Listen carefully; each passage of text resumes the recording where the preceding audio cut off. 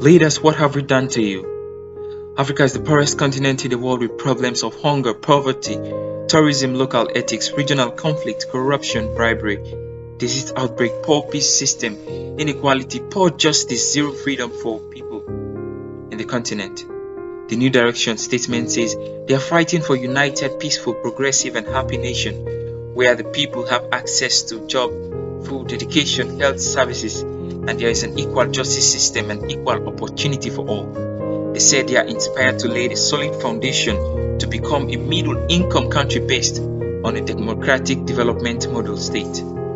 This is their vision. It's unfortunate those words are too good to be true, and they aren't even bothered.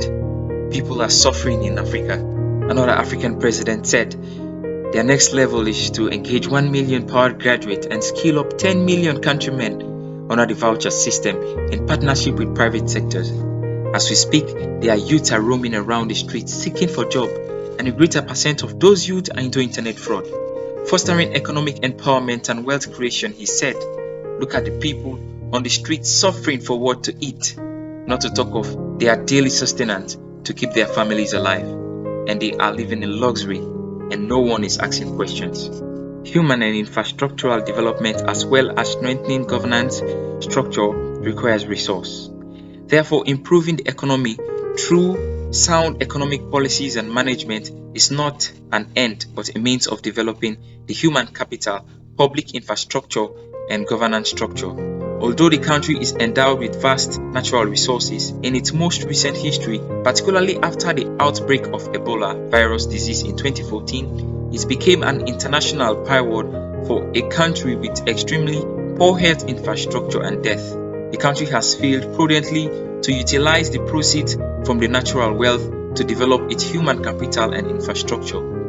Consequently, the bulk of our people are mired into underdevelopment and grinding poverty in the midst of growing affluence of a few. It's hard to believe an African president said these words.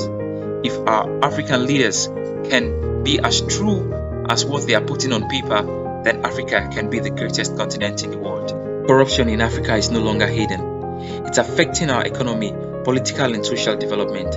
It's affecting our income growth, freedom and good governance. The leaders aren't accountable to us anymore, fully aware that the power of the people is greater than the people in power. African leaders, what have we done to you? More than 90% of the estimated 3 to 500 million malaria cases that occurs worldwide every year comes from Africa, mainly in children under the age of 5. Approximately 10 to 1,000 children die on their first day of birth in Africa. Each year, approximately 3,000 babies die on their first day of birth due to lack of adequate maternal and neonatal care. But our president keep talking about change when the problem keep increasing every day. And funny enough, this president keep getting awards and high donations from the international community.